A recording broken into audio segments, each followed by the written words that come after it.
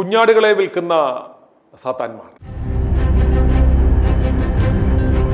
പ്രിയമുള്ളവരെ, ഇന്ന് സഭകളെന്ന് സ്വയം വിശേഷിക്കുന്ന പൈശാചിക സ്ഥാപനങ്ങൾ അവരുടെ വിശ്വാസികളെ ആടുകളെന്നും ഏഴകളെന്നുമൊക്കെ പറഞ്ഞ് പലതരത്തിൽ ചൂഷണം ചെയ്തുകൊണ്ടിരിക്കുന്നു. അതുപോലെ തന്നെ രാഷ്ട്രീയക്കാർ അണികൾ എന്ന പേരിൽ ഇവിടുത്തെ ജനങ്ങളെ ചൂഷണം ചെയ്തുകൊണ്ടിരിക്കുന്നു. ചരിത്രാതീത കാലം മുതൽ തന്നെ ഈ സ്റ്റേറ്റും റിലീജിയനും ഒരു നാണയത്തിൻ്റെ രണ്ട് വശങ്ങൾ എന്ന് പറഞ്ഞതുപോലെ പരസ്പര പൂരകങ്ങളാണ്. അവർ പരസ്പരം ആവശ്യം വരുമ്പോൾ അങ്ങോട്ടും ഇങ്ങോട്ടും സഹായിച്ചും സഹകരിച്ചും കൊണ്ടുപോകുന്ന കാഴ്ചയാണ് കാലാകാലങ്ങളായി നമുക്ക് കാണുവാൻ സാധിക്കുന്നത്. എന്നാൽ നമ്മൾ ഇന്നൊരു കാര്യം മനസ്സിലാക്കണം. ഈ മതമേലധ്യക്ഷന്മാർ അല്ലെങ്കിൽ സഭകൾ എന്ന് പറയുന്ന ഈ പൈശാചിക സ്ഥാപനങ്ങൾക്ക് നമ്മുടെ ക്രിസ്തുവുമായോ വിശുദ്ധ വേദപുസ്തകവുമായോ യാതൊരു ബന്ധവുമില്ല എന്ന യാഥാർത്ഥ്യം നാം തിരിച്ചറിയണം. ഇത് ഈ രാഷ്ട്രീയം പോലെ തന്നെ മറ്റൊരു സ്ഥാപനമാണ്, ഇവരുടെ തൊഴിലുറപ്പിനുള്ള ഒരു പ്രസ്ഥാനം മാത്രമാണെന്ന യാഥാർത്ഥ്യം വിശ്വാസികൾ തിരിച്ചറിയണം. തിരഞ്ഞെടുപ്പെടുക്കാറാകുമ്പോൾ ഈ പല തരത്തിലുള്ള വേഷം കെട്ടിയ ഈ മതക്കച്ചവടക്കാരന്മാർ, കുർബാന കൂദേശ തൊപ്പുതൊഴിലാളികൾ പലതരം രാഷ്ട്രീയ പ്രത്യയശാസ്ത്രങ്ങളുമായും പലതരം അഭിപ്രായങ്ങളായും വിശ്വാസികളുടെ ഇടയിൽ ഭിന്നിപ്പുണ്ടാകുന്ന തരത്തിലുള്ള രാഷ്ട്രീയ പ്രസ്താവനകളുമായി ഒക്കെ വരും. ഇത് കാണുമ്പോൾ നമ്മൾ ചിന്തിക്കുക, ഇവരിൽ വ്യാപരിക്കുന്നത് പരിശുദ്ധാത്മാവോ അതോ ദുരാത്മാവോ എന്ന്. നിസ്സംശയം നമുക്ക് പറയാം, ഇവരിൽ വ്യാപരിക്കുന്നത് ദുരാത്മാവ് തന്നെ. കലഹത്തിൻ്റെ ആത്മാവ് പേറുന്ന ഇവരിൽ നിന്നും ഒരിക്കലും നല്ല വചനങ്ങൾ വരില്ല.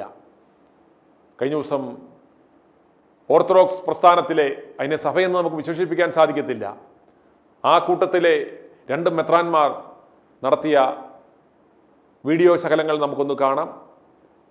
ആദ്യത്തെ വ്യക്തി എന്ന് പറയുന്നത് ആ സഭയുടെ കാതോലിക്ക എന്ന സ്ഥാനപ്പേര് വഹിക്കുന്നയാളാണ്. രണ്ടാമത്തെ ആൾ യൂലിയോസ് എന്ന ഒരു മെത്രാൻ സ്ഥാനിയാണ്. ഇവരുടെയൊക്കെ ഒരു സംഭാഷണ ശൈലി നിങ്ങൾ നോക്കുക. ഇതുപോലെ സോഷ്യൽ മീഡിയ നോക്കിക്കഴിഞ്ഞാൽ രാഷ്ട്രീയപരമായ പലതരത്തിലുള്ള ഇവരുടെ പ്രസംഗങ്ങളും നമുക്ക് കാണാം. അതുകൂടാതെ ദിയസ്കോറോസ് എന്ന് പറയുന്ന കോട്ടയം മെത്രാനും ഒരു അഭിപ്രായം നടത്തിയിട്ടുണ്ട്. അത് നിങ്ങൾക്ക് തുടരെ ഇതിൻ്റെ ചെറിയ ഭാഗങ്ങളൊന്ന് കാണാം. ആ വീഡിയോകൾ കണ്ട ശേഷം നമുക്കൊന്ന് മടങ്ങി വരാം. ഇന്ത്യയിൽ നിയമമുണ്ടെങ്കിൽ അത് ഒരു സ്റ്റേറ്റ് ഗവൺമെൻറ് പാസ്സാക്കിയാലും ഒരു ലോകസഭ പാസ്സാക്കിയാലും ഒരു പ്രസിഡന്റ് പാസ്സാക്കിയാലും പ്രസിഡന്റ് പാസ്സാക്കുന്ന നിയമം തെറ്റാണെങ്കിൽ അതിനെതിരെ കോടതിയിൽ പരാതിപ്പെടാനുള്ള അവകാശം ഓരോ ഇന്ത്യൻ പൗരനുമുണ്ട്. അതുകൊണ്ട് ആരും നിയമനിർമ്മാണമെന്ന് പറയുന്നതായ ഓലപ്പാമ്പിട്ട് ഞങ്ങളെ ആരെയും പേടിപ്പിക്കേണ്ട ആവശ്യമൊന്നുമില്ല. ഇന്ത്യൻ പ്രസിഡന്റ് നിയമം കൊണ്ടുവന്നാൽ അതിനെതിരെ സുപ്രീം കോടതിയിൽ പോകാനുള്ളതായ അവകാശമുള്ള ഇന്ത്യൻ ഭരണഘടനയുള്ള ഒരു രാജ്യത്താണ് ഞങ്ങൾ ജീവിക്കുന്നത് എന്നുള്ളത് കൊണ്ട് ഞങ്ങൾക്കതിൽ ഭയമില്ല. അതുകൊണ്ട് ദൈവത്തിൻ്റെ മുമ്പാകെ സത്യവും നീതിയുള്ളതായ മലങ്കര സഭ എന്നും നിലനിൽക്കും. അതിനെതിരെ താൽക്കാലികമായി മലങ്കര സഭയുടെ തലക്കിട്ടടിക്കാൻ പലർക്കും സാധിച്ചെന്നിരിക്കാം. ഞങ്ങൾ അതിനെ പേടിക്കുന്നൊന്നുമില്ല. അടിച്ചോട്ടെ, അടി കൊള്ളാൻ തയ്യാറാണ്. പക്ഷേ ഒരു കാലത്ത് വീണ്ടും മലങ്കര സഭ അതിനെതിരെ ശക്തിയുക്തം ഉയർത്തെഴുന്നേറ്റ് അതിൻ്റെ സാങ്കത്യവും അതിൻ്റെ ശക്തിയും അതിൻ്റെ നിലപാടും വ്യക്തമാക്കിക്കൊണ്ട് തന്നെ ജീവിക്കും എന്നുള്ളതിന് സംശയമൊന്നുമില്ല. ഏതെങ്കിലും ഒരു തട്ടിക്കൂട്ട്, ഞാൻ പരിശുദ്ധ പൗലോസ് ദിദിയൻ ബാവായുടെ വാക്കിനെ കടമെടുക്കുകയാണ്, ഒരു തട്ടിക്കൂട്ട് സമാധാനത്തിന് രാഷ്ട്രീയ ലാഭത്തിന് വേണ്ടി ആരെങ്കിലും ശ്രമിച്ചാൽ അതൊന്നും ഇവിടെ വില പോവുകയില്ല. ഞാൻ പറഞ്ഞവരോട്, എന്നോട് നാഷണൽ കൗൺസിലിന്റെ അധ്യക്ഷൻ എന്ന നിലയ്ക്ക് കൗൺസിലിന്റെ ജനറൽ സെക്രട്ടറി എന്നോട് ചോദിച്ചു, എന്താ നിങ്ങളുടെ പ്രശ്നങ്ങളൊക്കെ തീരുമോ? തീരും, തീർച്ചയായിട്ടും. എന്താണ് ഈ സഭയുടെ അസ്തിത്വം? എന്താണ് ഈ സഭയുടെ നിലനിൽപ്പിനെ കുറിച്ച് പറഞ്ഞിരിക്കുന്നത്? എന്താണ് സുപ്രീം കോടതി പറഞ്ഞിരിക്കുന്നത്? എന്താണ് ഇന്ത്യൻ ഭരണഘടന? എന്താണ് മലങ്കര സഭയുടെ ഭരണഘടന? ഇക്കാര്യങ്ങൾ അറിഞ്ഞുകൊണ്ട് ആരിടപെട്ടാലും കാര്യങ്ങൾക്ക് നീക്കുപോക്കുണ്ടാകും. അതല്ലാതെ ആരെങ്കിലും ഒന്ന് പറഞ്ഞാൽ, ഇപ്പൊ നമുക്കറിയാം, പുതിയ കഥാപാത്രങ്ങളൊക്കെ അറിയാം, ഫ്രീ വേൾഡ് ലീഡർ എന്നാണ് സ്വയം പ്രഖ്യാപിക്കുന്നത് ചിലരൊക്കെ. അങ്ങനെ പ്രഖ്യാപിച്ചിട്ട് ഞാനിതാ പറഞ്ഞിരിക്കുന്നു പ്രശ്നം തീർന്നു എന്ന് പറയാൻ ഇന്ത്യയിൽ സാധിക്കുകയില്ല. കാരണം ഇന്ത്യക്ക് ഒരു ഭരണഘടനയുണ്ട്, ഇന്ത്യക്ക് ഒരു സുപ്രീം കോടതിയുണ്ട്. അതിന്റെ അപ്പുറത്തല്ല ഇന്ത്യയിലെ മറ്റു ഒരു സ്ഥാനിയും, പ്രധാനമന്ത്രിയോ പ്രസിഡന്റോ അതുപോലെ തന്നെ മുഖ്യമന്ത്രിമാരോ, പിന്നെ അവരൊക്കെ കാര്യം ഇപ്പൊ ശരിയാക്കാൻ കൈവിടില്ല എന്നൊക്കെ പറയും. നമ്മുടെ നാടിൻ്റെ പശ്ചാത്തലത്തിൽ എപ്പോഴും ഭരണമാറ്റങ്ങൾ നല്ലതാണ്. അത് LDF മാറി UDF വരണമെന്നോ UDF LDF മാറി NDA വരണമെന്നുള്ള അർത്ഥത്തിലല്ല പറയുന്നത്. ഭരിക്കുന്ന ആളുകളിലൊക്കെ ചേഞ്ച് വേണം. കാരണം ഒരു കൃത്യമായ നൂതനമായ ആശയങ്ങൾ കൊണ്ടുവരാനും സമൂഹത്തിന് നന്മ ഉണ്ടാകുന്നത് ജനത്തിനൊരു ബോധ്യമാകാനും ഒക്കെ ആയിട്ട് ഭരിക്കുന്നവർ തന്നെ ഇങ്ങനെ സ്ഥിരമായിട്ട് ചില ആളുകൾ അട്ടിപ്പേരായിട്ടിരുന്നു കഴിഞ്ഞാൽ അത് സമൂഹത്തിന് ബുദ്ധിമുട്ടുണ്ടാകും. അഭിപ്രായം പറയുകയും അതല്ലെങ്കിൽ വിശ്വാസികളെ സ്വാധീനിക്കുന്ന തരത്തിലുള്ള അഭിപ്രായങ്ങൾ പറയുന്നതും ശരിയാണോ തെറ്റാണോ?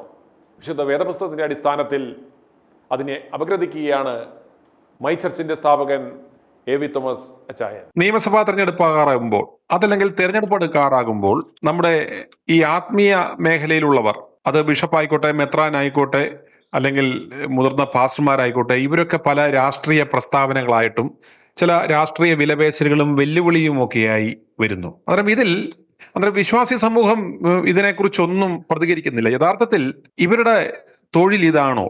ഈ രാഷ്ട്രീയപരമായ കാര്യങ്ങളിൽ ഇടപെടുവാൻ, അഭിപ്രായം പറയുവാൻ, വിലപേശുവാൻ ഇവർക്ക് ആര് അധികാരം നൽകി? ഇതിനെക്കുറിച്ച് അച്ഛൻ്റെ ഒരു അഭിപ്രായം അറിയാൻ വിളിച്ച. ദൈവനാമത്തിന് മഹത്വം ഉണ്ടാകട്ടെ. വാസ്തവത്തിൽ ഇവർ ഇങ്ങനെ പെരുമാറുന്നത് വിശുദ്ധ വേദപുസ്തകവും ഇവരുമായിട്ട് ഒരു ബന്ധവും ഇല്ലാച്ചിട്ടാണ്. നമ്മളെ സംബന്ധിച്ച് നമ്മൾ ദൈവത്തിന്റെ മക്കളാ. ദൈവത്തിന്റെ മക്കൾ ദൈവം ആഗ്രഹിക്കുന്ന പോലെ ജീവിക്കണമെങ്കിൽ വിശുദ്ധ വേദപുസ്തകത്തിൽ എന്താ പറഞ്ഞേക്കുന്നത് നമ്മൾ നോക്കണ്ടായോ? അതെ, ഞാൻ ഒന്ന് രണ്ട് കാര്യങ്ങൾ ഇത് സംബന്ധിച്ച് പറയാം. അപ്പോസ്തല പ്രവൃത്തി 5:29 പറയാണ്, മനുഷ്യരെക്കാൾ ദൈവത്തെ അനുസരിക്കേണ്ടതാകുന്നു. അത് സത്യമല്ലയോ? അതെ. ഈ പൊളിറ്റിക്സ് എന്ന് വെച്ചാൽ മനുഷ്യരെ ആശ്രയിക്കുന്നത്. അപ്പൊ ഒരു കാര്യം, പൊളിറ്റിക്സ് വേണ്ടായോ? അവരെ നിയമിച്ചിരിക്കുന്നത് ദൈവം തന്നെയാണ്. എന്തിനാണെന്നറിയോ? ലോ ആൻഡ് ഓർഡർ മെയിൻറ്റെയിൻ ചെയ്യണ്ടായോ? അതെ. ദൈവത്തിന്റെ മക്കൾ സന്തോഷമായിട്ട് ജീവിക്കുന്നതിന് ദൈവം തന്നെ ആണ് ഈ സംവിധാനം ഉണ്ടാക്കിയിരിക്കുന്നത്, നിയമപ്രകാരം എല്ലാം നടത്തുന്നതിന് വേണ്ടി. അതെ. പക്ഷേ നമ്മൾ ദൈവമക്കൾ എന്ന് പറഞ്ഞിരുന്നാൽ ദൈവം ആഗ്രഹിക്കുന്ന പോലെ ജീവിക്കണമെന്ന് ദൈവം തമ്പുരാൻ ആഗ്രഹിക്കുന്നു. നിങ്ങൾ നന്മ ചെയ്തുകൊണ്ട് ബുദ്ധിയില്ലാത്ത മനുഷ്യരുടെ ഭോഷത്വം മിണ്ടാതാക്കണം എന്നുള്ളതാകുന്നു ദൈവേഷ്ടം. ദൈവത്തിന്റെ ഇഷ്ടം നമ്മളിപ്പം സിനിമ ചെയ്യുന്നവരെ പോയി കൊല്ലാനല്ല, മറിച്ച് നന്മ ചെയ്ത് നമ്മൾ അവനെ മിണ്ടാതാക്കണം എന്ന് വിചാരിച്ച് നിയമസംഹിത വേണ്ടായോ? വേണം. അത് ദൈവം തന്നെ അതിന് ആൾക്കാരെ കണ്ടുപിടിച്ചിട്ടുണ്ട്. പക്ഷെ നമ്മളല്ല, നമ്മുടെ ജോലി വേറെ. എന്തുകൊണ്ടാണെന്നറിയാവോ? നമ്മുടെ പൗരത്വമോ സ്വർഗത്തിലാകുന്നു. ദൈവത്തിന് മഹത്വം ഉണ്ടാകട്ടെ. അവിടെ നിന്ന് കർത്താവായി യേശു ക്രിസ്തു രക്ഷിതാവായി വരുമെന്ന് നാം കാത്തിരിക്കുന്നു. ഫിലിപ്പിയർ ലേഖനം 3:20 പറയുന്നതാണിത്. നമ്മുടെ പൗരത്വമോ സ്വർഗത്തിലാകുന്നു. പൗരത്വം സ്വർഗത്തിലാണ്. ഇവിടെ കിടന്ന് കയ്യാങ്കളി കാണിക്കുന്നത്, അടിയിടുന്നവരുടെ കൂട്ടത്തിൽ നമ്മൾ എന്തിനാ ഇടപെടുന്നത്? നമ്മൾ ഇടപെടാൻ പാടില്ല. കൂടാതെ വ്യക്തമാക്കുന്ന ഒരു സംഗതിയാണ്, സിറ്റിസൺസ് ഓഫ് ഹെവൻ ആണ് നമ്മൾ, പക്ഷേ we are children of God, ദൈവത്തിന്റെ മക്കളാകുന്നു. പിന്നെ ഈ പൊളിറ്റിക്സിനെ കുറിച്ച് പറയുകയാണെങ്കിൽ ഈ വകയൊക്കെ ജാതികൾ അന്വേഷിക്കുന്നു. സ്വർഗസ്ഥനായ നിങ്ങളുടെ പിതാവ് ഇതൊക്കെ നിങ്ങൾക്ക് ആവശ്യം എന്നറിയുന്നുവല്ലോ. മുമ്പേ അവന്റെ രാജ്യവും നീതിയും അന്വേഷിപ്പീൻ, അതോടുകൂടി ഇതൊക്കെ നിങ്ങൾക്ക് കിട്ടും. മത്തായിയുടെ സുവിശേഷം 6:33 പറഞ്ഞേക്കുന്നതാണ്, ഇതിനു വേണ്ടി പോകേണ്ടത് ജാതികളാകുന്നു, ദൈവത്തിന്റെ മക്കളല്ല. ഇവര് ദൈവത്തിന്റെ മക്കളല്ലാത്ത കൊണ്ട് അവര് ജാതികൾ കാണിക്കുന്ന പോലെ എല്ലാം കാണിക്കുന്നു. നോക്ക്, മിക്ക ദേവാലയത്തിന്റെയും നടുക്ക് ഒരു വലിയ ഒരു മാസ്റ്റ് ഇല്ലയോ? ഫ്ലാഗ് ഹോയിസ്റ്റ് ചെയ്യാനുള്ള മാതിരി ഒരു വലിയ മാസ്റ്റ്. അത് ദൈവം പറഞ്ഞിട്ടുണ്ട് അത് പാടില്ലെന്ന്. പക്ഷെ ഇവരിത് വെക്കുന്നു. അവരെ നമുക്ക് വല്ലതും ചെയ്യാൻ ഒക്കുമോ? കാരണം അവർ ജാതികളുടെ കൂട്ടാണ് പെരുമാറുന്നത്. മൈ ചർച്ചിലെ ആൾക്കാർ ആരെങ്കിലും ഒരു മാസ്റ്റ് ഉണ്ടാക്കി അവിടെ അവിടെ വല്ലതും ചെയ്യുമോ? ഇല്ല. കാരണം അതെല്ലാം ഫോർബിഡനാ. ഇവ ഒക്കെയും ജാതികൾ അന്വേഷിക്കുന്നു. സ്വർഗത്തിലായ നിങ്ങളുടെ പിതാവ് ഇതൊക്കെയും നിങ്ങൾക്ക് ആവശ്യം എന്ന് അറിയുന്നുവല്ലോ. എന്തുവാ? നിങ്ങൾക്ക് വസ്ത്രം വേണ്ടായോ? ഭക്ഷണം വേണ്ടായോ? വെള്ളം വേണ്ടായോ? ഇതെല്ലാം ദൈവത്തിന് അറിയാം. അതുകൊണ്ട് ദൈവം അറിയുന്നുവല്ലോ, മുമ്പേ അവന്റെ രാജ്യവും നീതിയും അന്വേഷിപ്പീൻ. അതാണ് പൊളിറ്റിക്സിനേക്കാൾ കൂടുതലായി നമ്മൾ നോക്കേണ്ടത്. പിന്നെ കർത്താവ് പീലാത്തോസിന്റെ മുമ്പിൽ നിൽക്കുന്ന സന്ദർഭത്തിൽ അവിടെ ഒരു ഭയങ്കര പൊളിറ്റിക്സ് ആണ് അവിടെ നടക്കുന്നത് മുഴുവൻ. അതായത് ഭരണാധികാരി പറയാണ്, ഇവരിൽ ഞാൻ ഒരു കുറ്റവും കാണുന്നില്ല, നിങ്ങൾ കൊണ്ടുപോയി കൊല്ലാൻ. അതെന്തുവാ? അതെവിടുത്തെ നിയമമാ? അതെന്തൊരു പൊളിറ്റിക്സാ? എന്താ കർത്താവ് അവിടുത്തെ സാഹചര്യത്തിൽ ആ സന്ദർഭത്തിൽ പറഞ്ഞ യോഹന്നാൻ സുവിശേഷം 18:36 പറയാണ്, എന്റെ രാജ്യം ഐഹികമല്ല.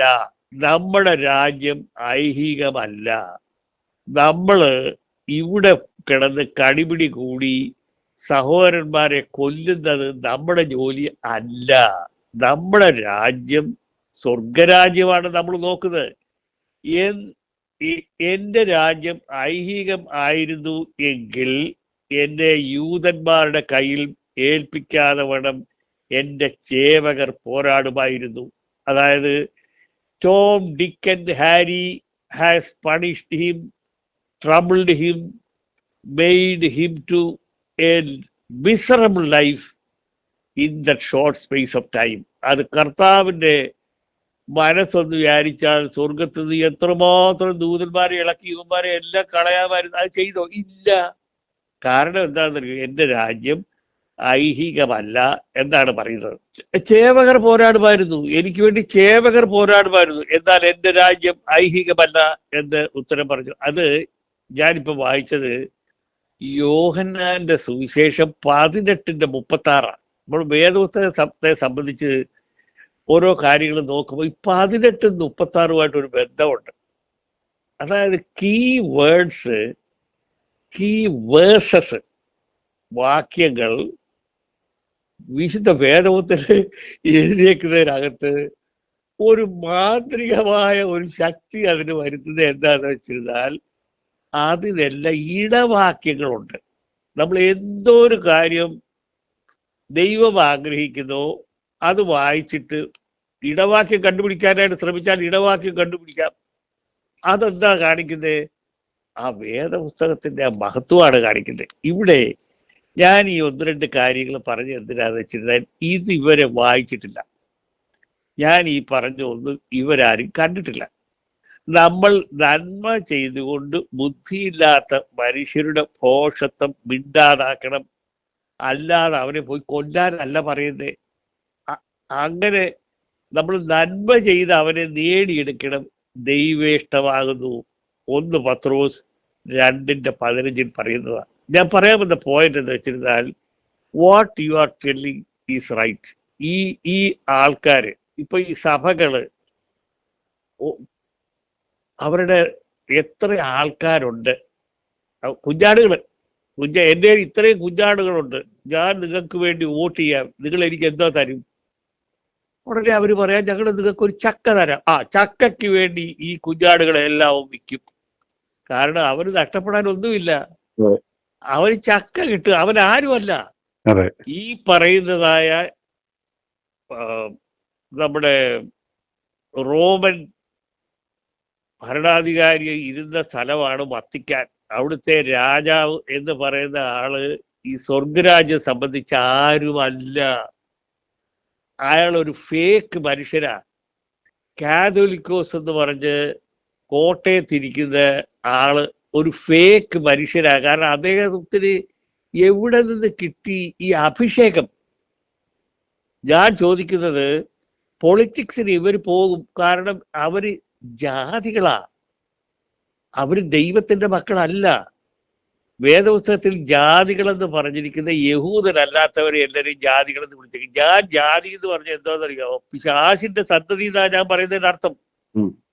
പിശാചിന്റെ സന്തതി ഇതിന് വിൽക്കാൻ പോവും. ആര്? എന്നെ ആ ചക്ക കിട്ടുന്നതിന് വേണ്ടി എന്നെ അവർ വിറ്റുകളെ. അതുപോലെ തന്നെ ഓരോ സെഗ്മെന്റും ഇതെല്ലാം പൈശാചികമാണ്. അല്ലാതെ നിങ്ങൾ ഒരിക്കലും ഇതിനകത്ത് ഇൻവോൾവ് ആകാൻ പാടില്ല. ഈ സംഗതികൾ ദൈവം തമ്പുരാൻ അനുവദിച്ചിട്ട് ഒരു കളക്ടറെ അപ്പോയിന്റ് ചെയ്യുന്നു. ശരിക്കും അതിന്റെ അപ്പോയിന്റിങ് അതോറിറ്റി എന്നോട് ചോദിക്കുകയാണെന്നുണ്ടെങ്കിൽ സ്വർഗസ്ഥനായ പിതാവിന്റെ അധികാരം ഇല്ലാതെ അവൻ ആ കസേര ഇരിക്കത്തില്ല. അവൻ അവിടെ ഇരിക്കുന്നത് എന്തിനാ? എന്റെ ജീവിതം സുഗമമാക്കി തരാൻ എന്റെ കർത്താവ് അറേഞ്ച് ചെയ്തിരിക്കുന്നതാ. ഇതാണ് പൊളിറ്റിക്സിന്റെ സെൻട്രൽ പോയിന്റ്. പിന്നെ നമ്മുടെ ആൾക്കാർ, ഞങ്ങള് ക്രിസ്ത്യാനികളാണ് കേട്ടോ, ഞങ്ങള് യാക്കോബക്കാരാ, ഞങ്ങള് ഓർത്തഡോക്സുകാരാ, ഞങ്ങളുടെ കൂടെ ഇത്ര പേരുണ്ട്, ഞങ്ങള് സീറോ മലബാറുകാരാ, ഞങ്ങളുടെ കൂടെ ഇത്ര പേരുണ്ട്. നിങ്ങൾ എനിക്ക് എന്താ തരും? ഒരു കൊട്ട മത്തി. ഒരു കൊട്ട മത്തിക്ക് അവർ നമ്മളെ വിൽക്കും. കാരണം അവരെ സംബന്ധിച്ചിടത്തോളം ആ മത്തിയാണ് വലുത്, നമ്മൾ ഒന്നുമല്ല. അതുകൊണ്ട് if you ask me, it is nothing but they are playing fools in the hands of the devil. ദൈവത്തിന് എഗൻസ്റ്റ് ആയിട്ടാണ് ഇവർ പ്രവർത്തിക്കുന്നത്.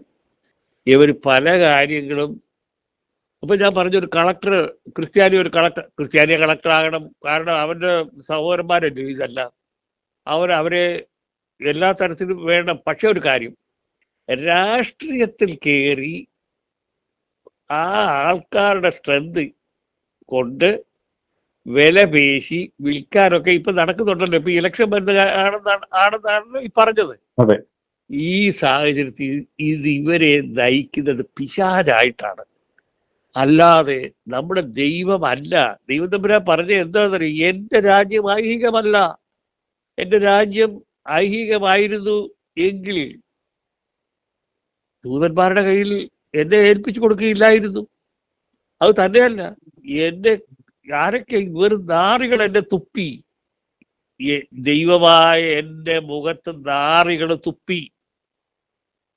അത് കണ്ട എന്റെ സേവകർ അവനെ കൊല്ലുമായിരുന്നു. പക്ഷെ ഇവിടെ അത് നടക്കുന്നില്ല. എന്തുകൊണ്ടെന്നാൽ എന്റെ രാജ്യം ഐഹികമല്ല. അപ്പോൾ ഞാൻ പറഞ്ഞത് പോയിന്റ് എന്താ വെച്ചാൽ, നമ്മുടെ പൗരത്വമോ സ്വർഗത്തിലാകുന്നു. അവിടെ നിന്ന് കർത്താവായി യേശു ക്രിസ്തു രക്ഷിതാവായി വരൂ എന്ന് നാം കാത്തിരിക്കുന്നു. ഫിലിപ്പിയർ 3:20. ദൈവം അനുഗ്രഹിക്കട്ടെ. i2i ന്യൂസ് സബ്സ്ക്രൈബ് ചെയ്തിട്ടില്ലാത്തവർ ഇപ്പോൾ തന്നെ സബ്സ്ക്രൈബ് ചെയ്യുക. നോട്ടിഫിക്കേഷൻ ലഭിക്കുവാൻ ബെൽ ബട്ടണും അമർത്തുക. i2i news, an eye for truth.